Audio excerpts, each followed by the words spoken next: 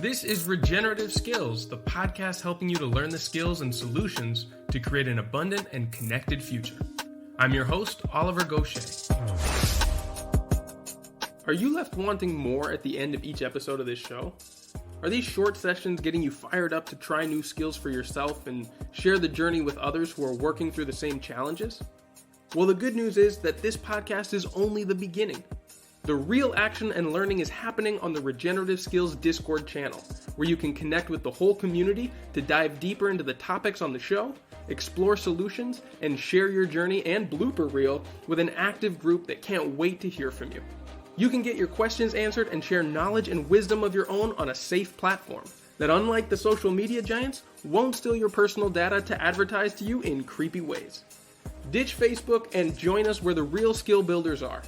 Just find the link to the Discord chat on the homepage at regenerativeskills.com. Hello and welcome back, everyone. This is part 2 of the conversation started last week with Akiva Silver, the co-owner of Twisted Tree Nursery and Homestead. If you haven't yet heard the first part of this interview, you can find the link in the show notes for this episode on the website at regenerativeskills.com. Those of you who tuned in last week will remember that one of the first projects that I encourage people to do when starting any land-based project, really, is to start a plant nursery. Not only will you get to start the long process of coaxing plants into maturity, which is really worth beginning as soon as possible because it can take some time, but also you can learn valuable plant care and propagation in the process. Planting your own nursery can also save you money when you eventually begin planting out your design. And if you enjoy it enough and can find a market for your saplings and your seedlings, you can make really good money selling nursery stock as well. There are also real advantages to growing your own plants in the soil and the environment where they're going to grow up, so that they get the chance to acclimate rather than suffer a harsh adjustment from the heated greenhouse and chemical fertilizers that are so common in most plant nurseries. Now, back in the first portion of this episode, we dove into how Akiva first began to propagate trees and his transition into making a business out of it and supporting his family by growing plants. We also got into all kinds of propagation methods and where and how to find the best materials for growing nursery stock. Now, in this week, I'll conclude this interview by exploring how to build a business around growing plants that you love, improving your soil enough that you can eliminate fertilizers and other inputs, and the maintenance and care of your nursery through the different seasons, and the sales and marketing side of the business, of course, too. With that said, I'll hand things over now to Akiva. What are some of the characteristics, aside from just an unusual specimen, that you look for when you're selecting seeds or propagation material from your surrounding environment? So for me, I really like things that add to wildlife habitat, or things that are just like, I like things that are like a lot. You know, some people are really into like flavor or like ornamental quality, or like, so whatever you're really into, you know, maybe you see something that's just covered in like these flowers that are fairly significant. But for me, it's always like, oh my God, like you can't even see the ground there because so many nuts fell down, you know. I like that abundance. I like seeing overwhelming abundance. I like seeing a tree that's making 20 times as heavy a crop as all the other species, as all the other trees around it of the same species. So when I see a tree doing something exceptional like that, where it's just more than loaded, you know, it's more than a heavy crop, it's a ridiculous crop, then that tree will not leave my brain. Like I'll know it. And so, yeah, I think that's mostly what I look for, is just like really. And then I also look at the quality of the food, you know, like hickories. I like finding hickories that have big nuts. That's pretty exciting to me. Yeah, I've learned to do similar things, especially here with my partner. Since I moved here to Spain, there's fig trees everywhere, and they have a pretty long fruiting season, depending on the variety. And every time we go to a new area or just a new region and find a new tree, if you pick out all the best fruit, and you're like, okay, I'm going to come back in February and get some cuttings from that. The best one I found so far was growing right next to a bunch of dumpsters outside of a town somewhere. And I'll always remember that tree because it had figs like the size of my fist, and I went back to go get some cuttings. Yeah, that's awesome. And in Spain, it's like there must be figs that people planted centuries ago that just, you know, and then the homestead was abandoned, and like there's just got to be so many varieties to There discover. there really is, and especially with those really long living ones. Like you'll get olive trees around here that are easily 500 plus years old, and you can just see in these massive trunks. And the fig trees are cool because they go and they go propagating themselves by layering, and you'll get a whole bunch of kids just sprouting up from when the branches got too heavy. Yeah, and figs are really easy to propagate and like really satisfying. You can turn one plant into a lot pretty fast. Yeah, you certainly can. That's definitely one I would recommend from my own experiences of like an easy one to build your confidence. Right. Yeah, if I was in a warmer climate, I would be all over figs. Oh man, I got to send you a book about growing figs in cold climates. There's hope for you. Is that the Lee Reich book? Yeah, it's the same one. Cool. Okay, so let's focus back on one of the unique things about your own orchard and nursery is that you claim that since you're really adamant about not using any chemicals, fertilizers, or even minimal amounts of plastic when it's avoidable, how do you manage the fertility and ensure that the trees get a good start? I assume this goes back to what your advice was on spending money on building soil. Yeah. Well, for one thing, I'll say is trees don't need a lot of fertility compared to vegetables or flowers. In fact, they can do pretty well with really low fertility. They'll just grow a little bit slower, which is often better, at least in northern climates, because if you have really high fertility in the north, what happens is the tree grows really fast and it's really fun, but then it doesn't stop growing in the late summer, and then we'll get a frost and the wood will not have hardened off properly, and you'll get a significant amount of winter dieback. So in a lot of my beds, I'm actually trying to reduce fertility because I have added so much compost over the years that the beds are too fertile. So now I actually am doing things like adding untreated charcoal, not biochar, just charcoal, sawdust, just things to soak up the nitrogen because I actually have too much. But I think the best thing that you can really do for tree fertility is fungally dominated soils, which is going to be lots of carbon, wood chips, sawdust, and leaves, stuff like that, and then less disturbance, the least amount of disturbance possible. So I just try to keep my soils really carbon heavy, and I don't ever buy fertilizer for trees ever. I would think that would be like a bad idea, to be honest. Yeah, that even makes if it sense. was organic or not. Well, yeah, so it might give you like the look or the aesthetics that a customer might like when they receive the plant material, I guess. But even then, Well, you're selling them with it wouldn't for my customers because I'm just selling bare root plants that are dormant. But yeah, if I that's was what I was selling gonna say. stuff in like the summer in a pot, then yes, you're right. Yeah, but since they're gonna lose all their leaves anyway, you're harvesting them in the dormant stage. Even that doesn't really matter. And if they're gonna have all that dieback, I mean, you're kind of selling to a different clientele at this point, right? You're not just selling these beautiful, mostly mature trees with a whole bunch of root-bound roots in a small pot. These are more for people who understand the value of healthy genetic material that can grow more or less wildly, and I would imagine at much lower maintenance for the way that it was raised in the beginning. Yeah, absolutely. I think that I'm really lucky that we have like pretty educated customer base and that they understand they're getting fairly small trees compared to what you see outside of box stores. Most of our stuff is probably like 2 feet tall and just with a nice healthy root system, and there's no pot, there's no soil, and there's no leaves, so it just looks like a stick with some roots really. And it's but they grow, they grow well. So let's go back to the differences between growing a regular annual garden of vegetables and such and growing trees like this. I would imagine that the maintenance is quite a bit different too. And what does that look like throughout different seasons and different points of necessary maintenance for the business side throughout the year?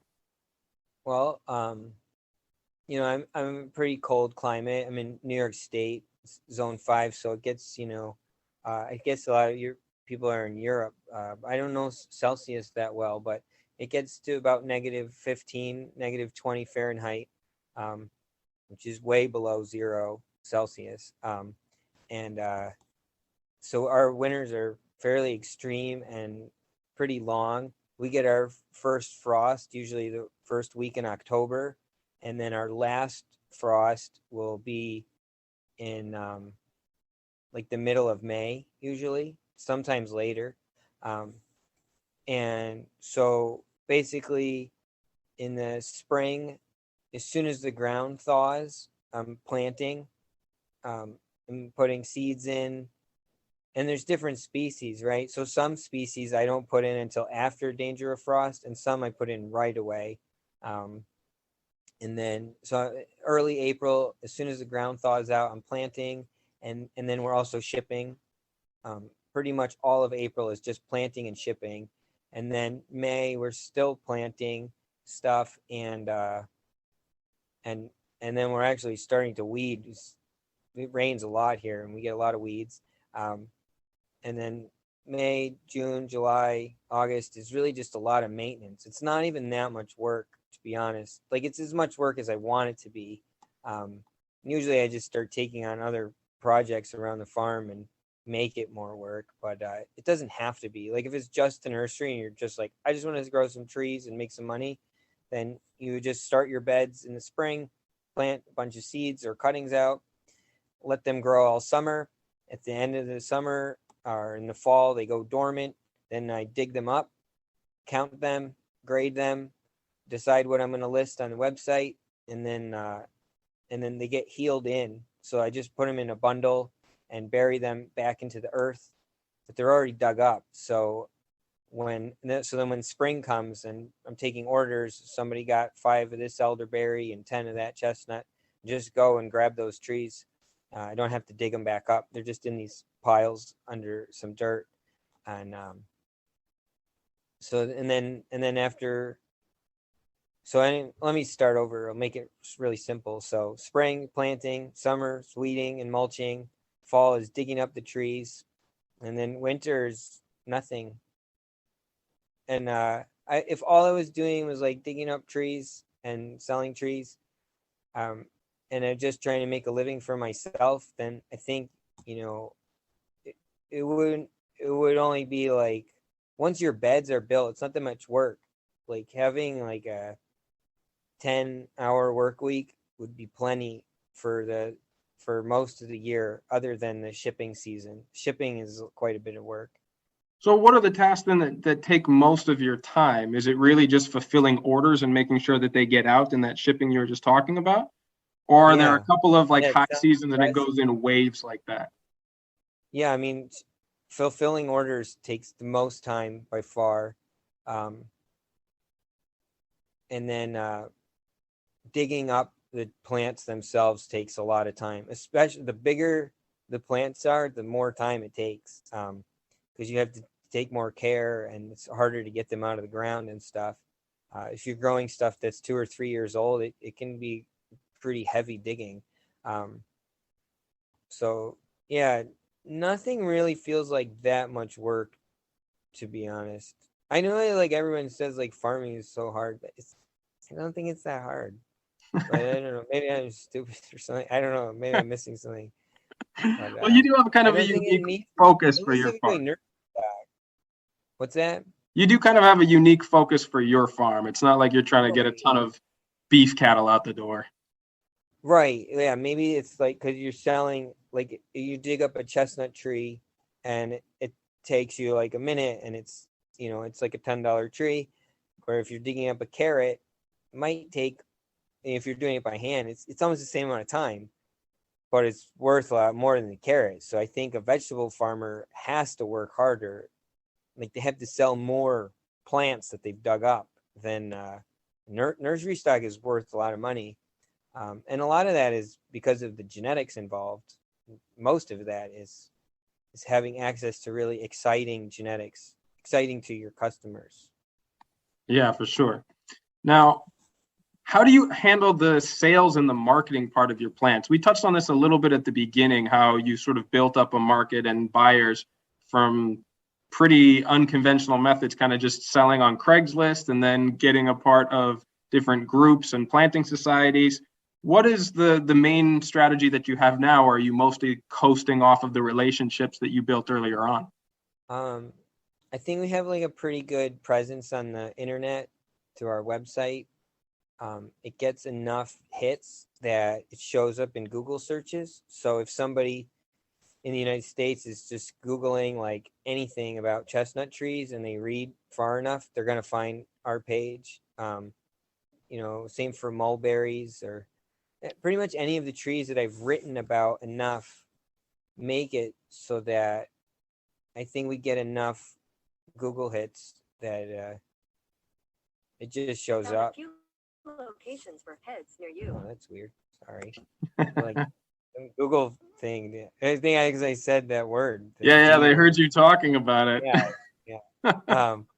But no, I think just the internet presence. I used to like go on forums and try to promote our website and like tell people that I had this farm, but I haven't like tried to do that in a really long time, because the internet presence is so much bigger than my little farm can handle. Really, like it's just a little farm.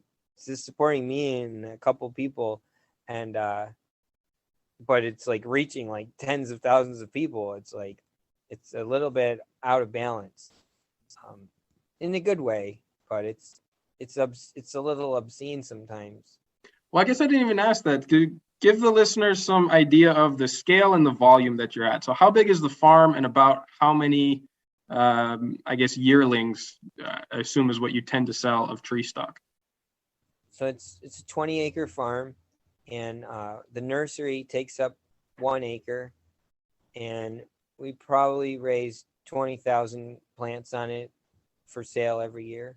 Yeah, so you're not even using a fraction of that to actually cultivate in the nursery itself. Right. The other 19 acres are focused on other things?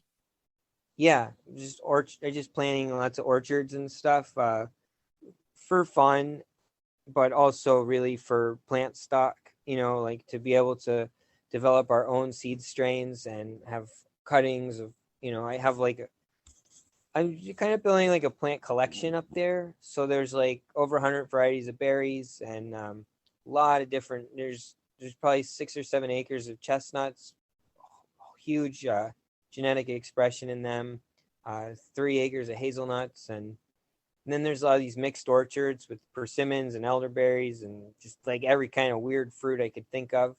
And I just add to it every year. And it's kind of cool because if I'm just looking around at different nurseries that I like, and then I'm like, oh, they have a new variety this year of this or that, or this thing I've never tried. And then I grow it. And if it grows well, then we can grow it out. Then we can take cuttings from it and propagate it, or we can just sell cuttings from it. And then there's just all the fruit and nuts that's like just another bonus. But the nursery pays for the orchards to exist, and then the orchards then feed the nursery and make it stronger and better. Yeah, it's great how those things work together. Now, I'm curious, you were talking about developing new genetics and such. What are the projects that you're working on at the moment that you're most excited about and see a future for?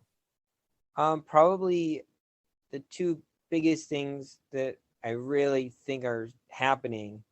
There's a lot of different ideas, but the biggest things that are actually happening right now is chestnut flour and hazelnut oil.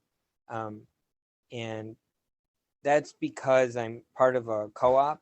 So there's a group of us. I think there's probably 10 growers in it. It's called the New York Tree Crops Alliance. And we just been working together, and we're building a nut processing facility.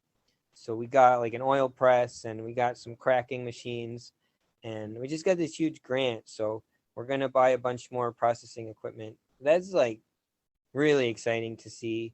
And then within the chestnut and hazelnut production, there's also the genetics of those two genuses that pretty excited about. Like, I've been planting chestnuts on that hill for a while now, and hazelnuts as well.